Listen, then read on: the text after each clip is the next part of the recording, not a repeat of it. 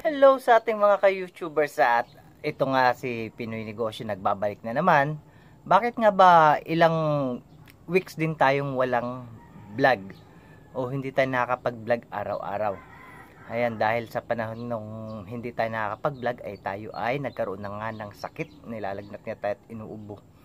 Kaya hindi tayo nakapag-vlog dahil masama talaga yung pagka nagkasakit ka ngayon umaabot ng 2 linggo, kaya mahirap din na may sakit at pati pagbantay ng ating tindahan, pati pag-grocery ay hindi natin nagagawa dahil sa sakit nga na lagnat at saka ubo. Ayan. At nagkasabay pa nga kami ni Mrs. na magkasakit, kaya nga dati noon kada lalakas lang kami ng konti ay saka lang ako magdi-display ng ating mga panindang pinamili. Ayan, tsaka binawasan din namin yung araw ng pamamalengke namin, nagiging 2 beses na lang sa isang linggo para minsanan yung aming pamamalengke at pag-grocery. At pati nga yung pagro-rolling natin ay hindi nga natin nagawa sa loob ng 2 linggo, kaya halos wala tayong gaanong income. Kaya ngayong araw ng Sabado na to ay nag-grocery kami at magdi-display na tayo para medyo maganda-gandang tignan na naman yung ating tindahan. Lilinisan natin siya, tapos i-display na natin yung ating mga pinamiling mga grocery item para sa ating tindahan. Ayan guys, samahan nyo na ako, halika na. At ganito nga kakalat yung ating mga tindahan. Ayan, kailangan nating maglinis. At ito pa nga yung ating mga napamili. Ayan, ang kalat ng tindahan natin ngayon dahil matagal nga tayong hindi nakapaglinis. At ngayon ay yun ang gagawin natin, maglilinis, magdi-display.